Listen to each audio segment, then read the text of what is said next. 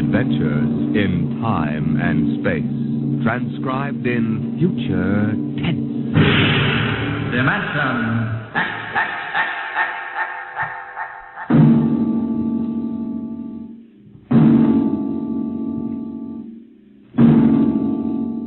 Can you predict what will come in 100 years?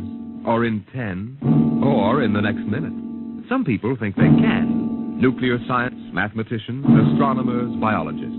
They'll predict the shape of the future because they make the future. Because they see beyond the known dimensions of time and space into the unknown Dimension X.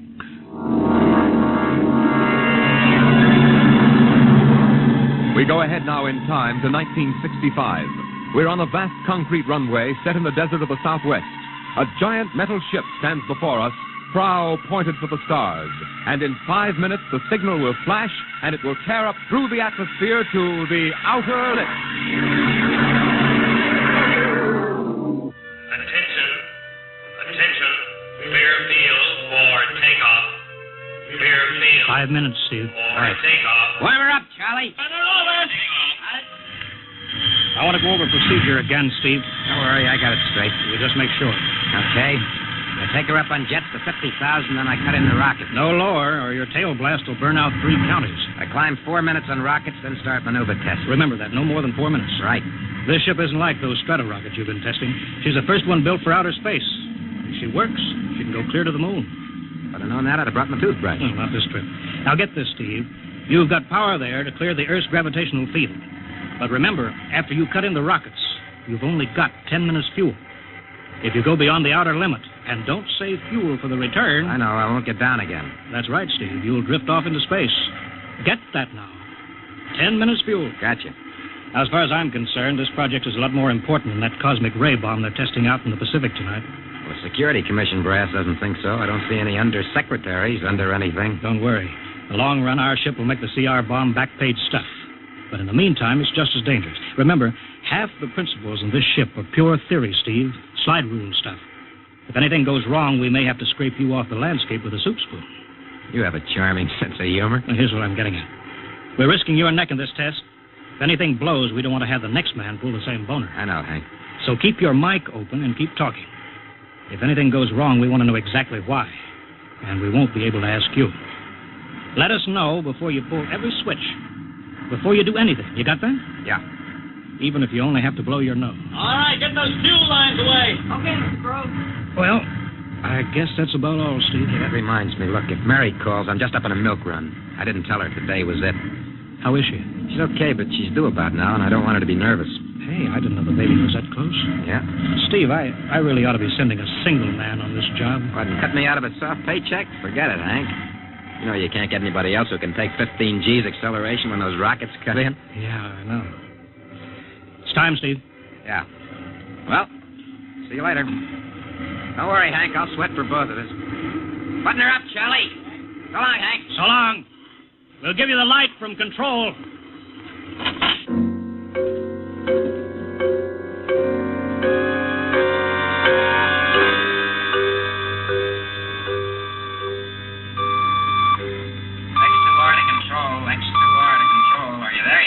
Okay, Steve. Got you on the speaker. I'm ready to go. Mr. Hanson. Ready on radar, Sergeant? Mr. Hanson, you better see this. What is it, Elsa? Message center for Steve. Mrs. Weston just left for the hospital. What? Hello, Steve. Yeah. Stand by a minute. Shall we hold the takeoff, Mr. Hanson? What? Oh, yes. No, wait just a minute. It's too late now. You going to tell him? Maybe he's got enough to worry about. Hey, what's holding us up, Hank? Something on your mind? No, it's nothing, Steve. I just wanted to say good luck. Clear for takeoff, Charlie? Right. Okay. Give him the light.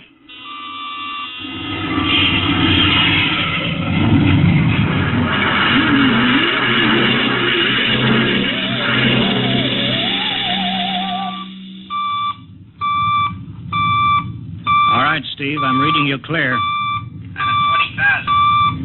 Airspeed 600. She's running fine. Soundproofing works. There's a third-degree waiver in the AGY pressure. Got that, Charlie? Check. Dead center on radar, Mr. Hanson. 50,000 now. Cutting out the port jet. Now the starboard. Off jet. Airspeed dropping. Opening the rocket port. Switch fuel, Charlie. Oxy alcohol pressure is 350. All right, now I'm advancing the ignition key. Here goes rocket one.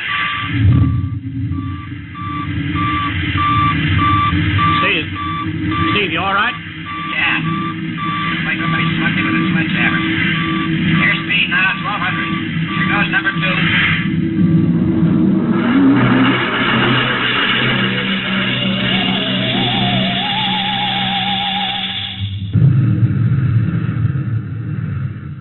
Hello, Steve. Elapsed rocket time is now 4 minutes. What's your altitude? Over to you.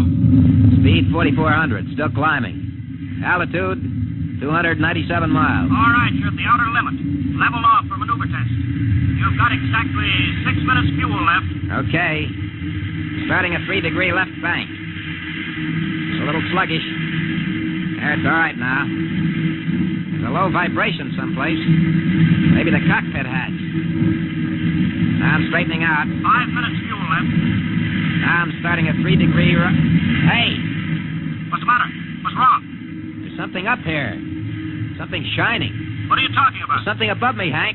I'm going to chase it. Steve, you're at the outer limit now. I can see it plain now. Steve, don't go any higher. You've only got 4 minutes left. You've only got... Getting static. I can't hear you, Hank. It's dead ahead now. I'm going to make a pass at it. Get a good look. Hey, it's swerving to meet me. It's dead ahead now. It's dead ahead.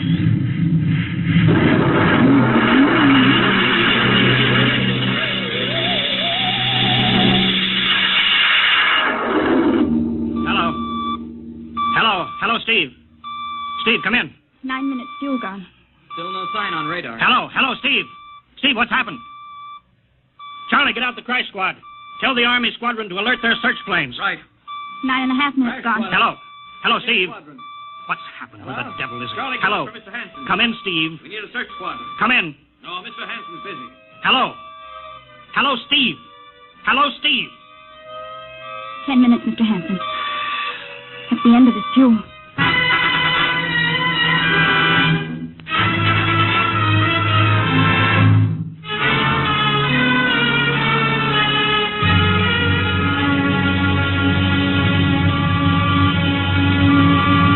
How long's it been now? 10 hours, Mr. Hanson. Nothing more on radar, Sergeant? Screen's blank. Colonel Corelli called in. Search planes are back. They didn't find anything. Should be some trace. He couldn't have bailed out, could he? You don't hit the silk at 4,400 miles an hour. He went past the outer limit, ran out of fuel. Something blew, and we'll find the pieces scattered from here to the coast. Why does it have to be the best men? Always the best men. I'll get it, sir. Charlie, I'll we've take it. got to figure out what was wrong. All right, I'll tell him. Something must have blown. Hanson. Yeah? There's a message from Northside Hospital for Steve. Well, what is it?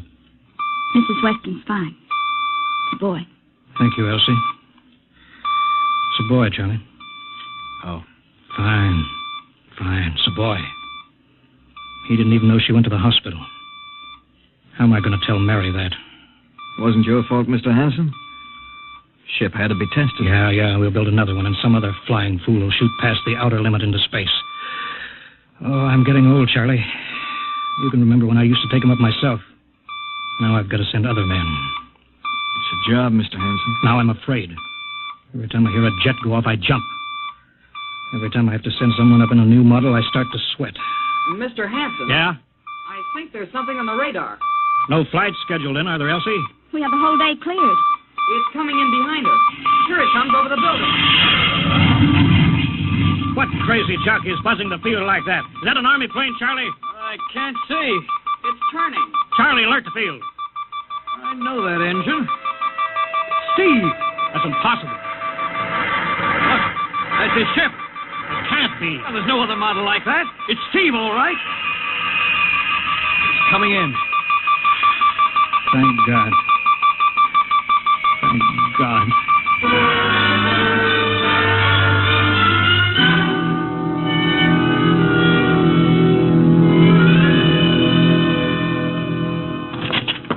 All right, sit down, Steve. The quicker we get this done, the quicker you get over to see Mary and the baby. Hank. Elsie, give the order to check and refuel the rockets. I don't want anybody in here till I get Steve's reports. Bury any calls. All right, let's have it. What the devil happened to you? Hank, does that cosmic ray bomb still go off tonight? What are you talking about? Straighten out, Steve. Where you been for the last 10 hours? Listen, Hank, there's something more important. Come on. I've got to get a report on the screen to Washington, so let's have it. I've got to know how you stretched 10 minutes fuel to keep you in the air for 10 hours. Now, one thing before I talk. Look, have the Steve. Geiger men run over the ship before they refuel. What'd you run into? So help me, Hank, I don't know. But we better check and make sure it isn't radioactive. Elsie, add a Geiger report on the standard check. Steve, maybe we better have the doc look you over, too. No, I'll be all right. They said I'd be all right. They? Look, son, I know you've had a tough time, but we've had this field on the alert for 10 hours. One of the Army boys cracked up looking for you, and he's hurt bad. So let's have the story. Let's have it straight. I don't know how to tell you. Hank, I saw something up there. At 300 miles? I chased something up there, Hank, and I caught it. Now, don't hand me that, Listen, Steve. I was cruising along, just starting the right bank, when I spotted something.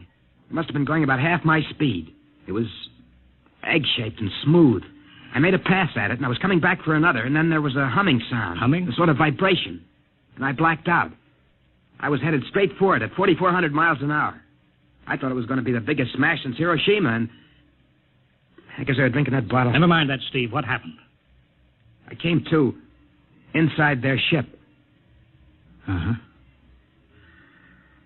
Steve, this whole thing has been a devil of a strain on you. I'm going to call Major Donaldson from the Army base. Ask him to sit in. The psychiatrist? Yeah, that's a good idea. Let him run his tests. He'll tell you I'm not kidding. Because, Hank, unless I miss my guess, I've just been tipped off to the way the world ends.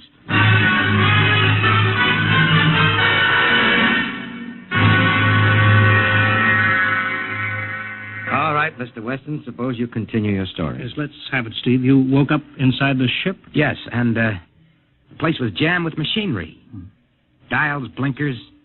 I couldn't recognize anything. And you were surrounded by these men from Mars? I didn't say anything about men from Mars. I didn't even say they were men. I couldn't see them clearly. They were just there. Where did they come from, then? Another galaxy. Millions of miles outside of our solar system. That's all I know. You figure out where they came from. And they came all that distance to find the Earth? Yes. Did they tell you that? Yes. You mean they spoke English to you? No, they didn't. It's funny. Hadn't thought. They didn't really speak to me at all. They just planted the thoughts in my mind. You mean thought transference, telepathy? Yes, that's right. Well, Steve, what brought them here? We did, Hank. We rang their bell. We brought them in. Well, how? With our atomic explosions. Hank, that's why you've got to stop that bomb test tonight. I'll give up. Look, you've got to believe me, Hank. Oh, how can I make you understand? Maybe I can help, Mr. Weston. Would you submit to narcopsychometry? What's that? Under proper drugs, I can put you back in this ship by suggestion. Then we can get a playback record of your memory pattern on the audio circuit. And how long will that take? Half an hour. We'll have to go over to the lab. Will you believe me if it checks? It will give us an accurate memory picture of what your mind reports. All right, let's go. Hank, you got to believe me. We haven't got much time.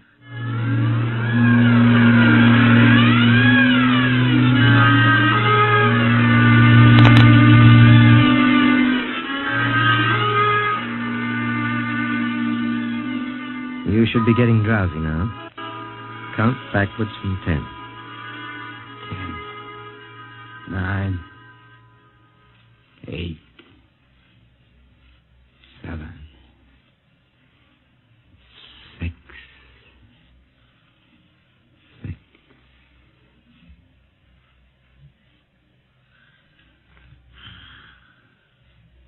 He's under. Now we attach the head plate electrodes. The cortical pickup. Look out for that wire, Mr. Henson. 3.0 setting. 31.3. Now throw that switch, Mr. Henson. I have to start him off by suggestion. All right, Steve. You're in your ship now. You're in the rocket. Rocket. You're in the rocket. You're in the rocket. And you've just sighted something strange. Now I'm starting at 3 degree right. What's that? Hey, there's something up here. Something shining. His memory pattern. We're picking it up electronically. There's something above me, Hank. I'm going to chase it. It's Pipe through the audio circuits. I'm getting static. I can't hear you, Hank. This is where we lost contact with him. I'm going to make a pass at it and... Hey, it's swerving to meet me. It's dead ahead now. It's dead ahead. Now what? This is where he blacked out. There's no telling how long, minutes or hours. What's that noise? I don't know. Quiet. Where? How did I get in here? What? Who are you? Is he seeing things? Intergalactic Patrol. What's that? What are they saying, Steve? What are they saying? It's about nuclear fission. They know about it. They know the danger of it.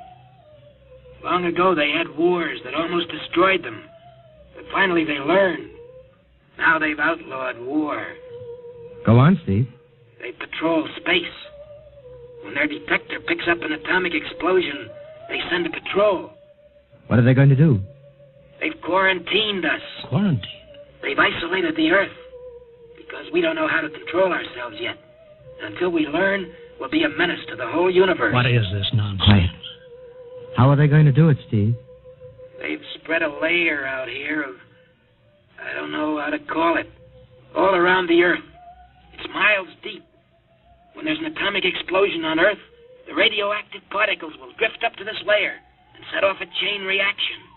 It'll go around the world in microseconds. And that's the end. The end? What's he... Wait. Yes.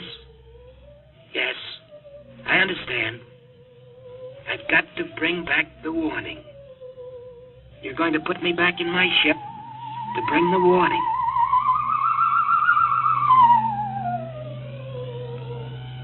Now what?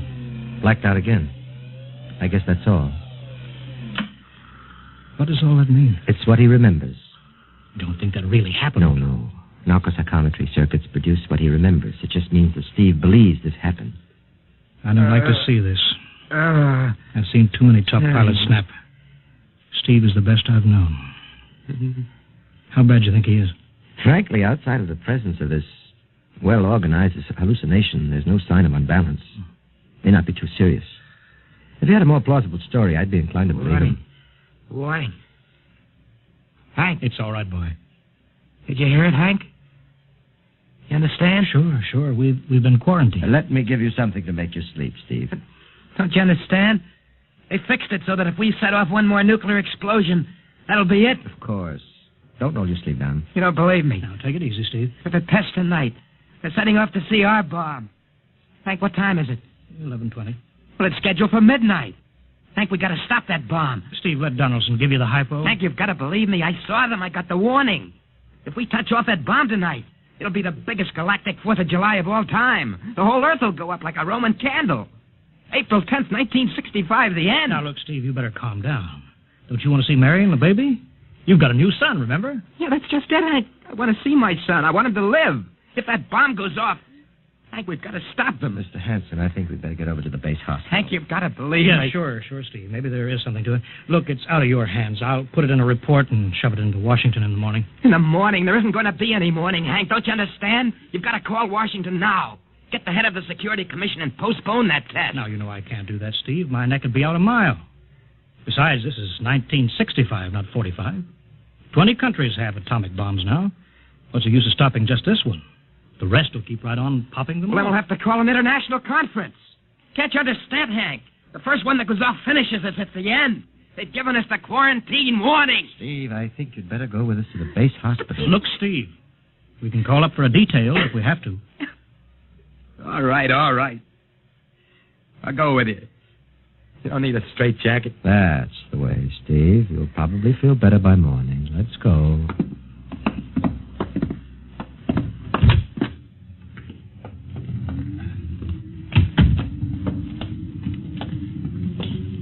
Well, Steve, tomorrow I'll drive you over to the hospital to see Mary and the kid. Sure. Look at the ship under the floodlights. Pretty, huh? You'll be flying her again soon, don't you worry. Yeah, I guess so. What you doing out in the line? They refuel her? Yeah, we got Clausewitz coming in tomorrow from Denver for another test.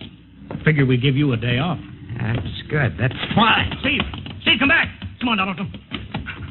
Steve, wait. He's heading for the rocket. Look, there he goes up. That crazy fool. We can't get at him now.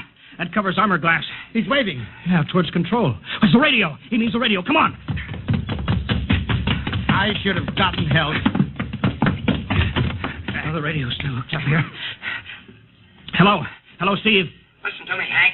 You gotta call Washington now. Come out of that rocket, Steve. I'll call my men. Don't try anything, Hank. They've refueled the rocket for tomorrow. Take it easy, Steve. Listen, you know what'll happen when I fire the rocket tubes down here? Steve, don't. It'll burn out every building for 5 miles. All of us in one big blast. Steve, what do you want? You've got to stop that bomb. You got to call Washington right now. They won't believe me. You make that call or I cut in the rocket. Now, I mean it, Hank. Now, hook my screen to yours in parallel. I want to see exactly what you're doing. All right. Just don't fire those rockets. Get going, Hank. You got 12 minutes to make that call and stop that bomb. All right, I'm making the parallel hookup right now. Donaldson, you think he'll really blast? I don't know. Up to now, I'd almost say he was normal, but now he's liable to do anything, Hanson. Steve, there, you getting it on your screen? Yeah. Now, put that call through. All right. Operator, Visit screen to Washington. the Visiscreen circuits are busy, sir. If you'll try again in half an hour. This is Security Commission priority. Break in, get me a line. Yes, sir. Just a moment, please. 10 minutes, Hank. Listen, Steve, I'm trying. We're ready to take your call, sir. Washington, Security Commission 3, this is urgent. I want Undersecretary Herbert Ames. Washington 3. 1 moment, please. Hurry, will you? 1 moment, please. What time is it, Donaldson? 11:51. Do you think he'll fire those rockets? He might.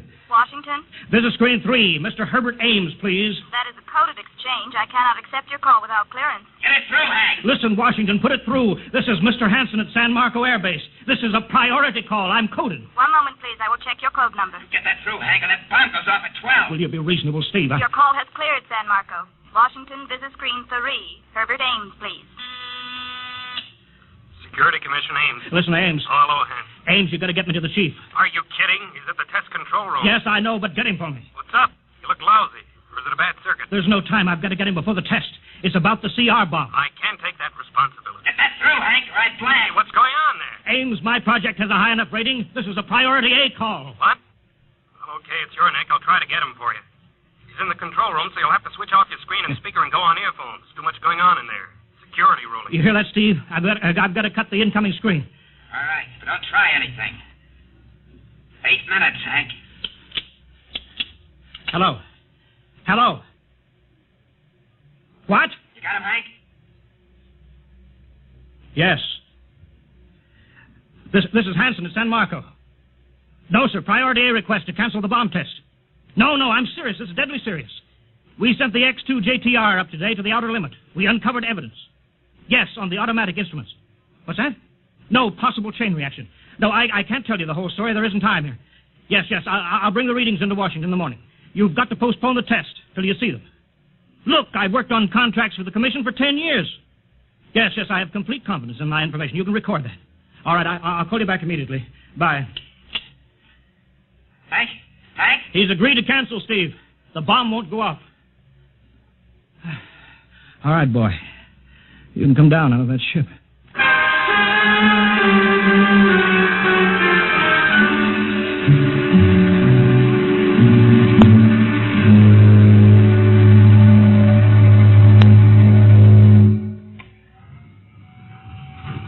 He's opening up. Here he comes. All right, Steve. Come on down.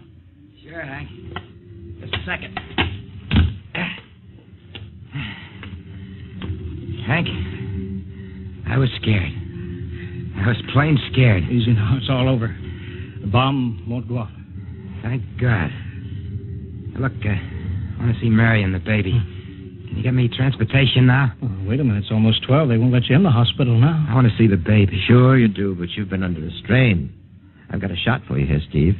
Give you a good night's sleep. All right. Roll up your sleeve. Yeah, here.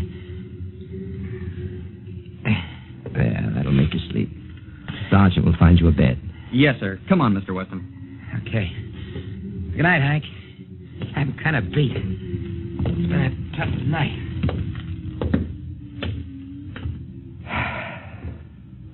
It sure has. I thought for a minute he was going to blast those rockets and send us all to Kingdom Come. Yeah. Quite a stunt getting the ray bomb test called off.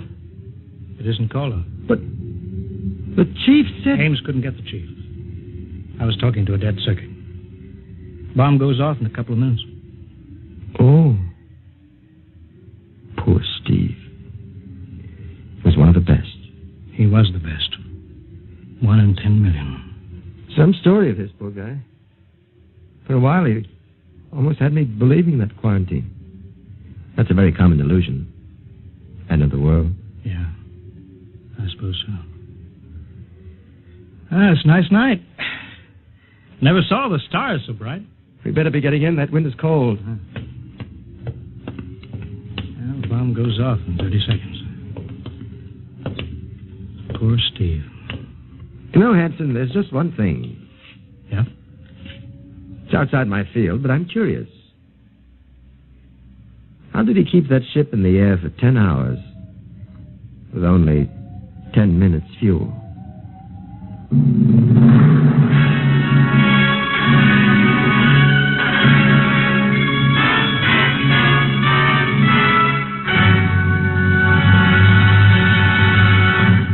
You have just heard another adventure in time, space, and the unknown world of the future. The world of Dimension X.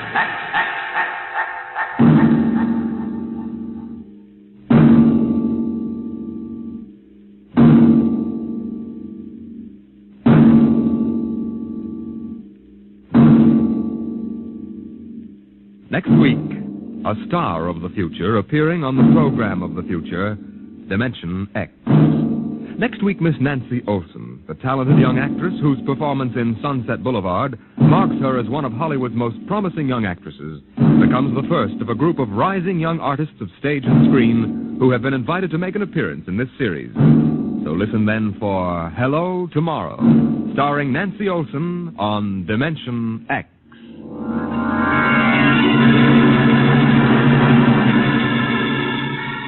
Tonight, Dimension X has transcribed The Outer Limits, written by Graham Dorr and adapted for radio by Ernest Kenoy.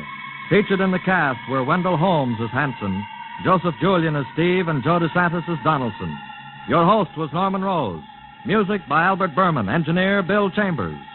Dimension X is produced by Van Woodward and directed by Edward King.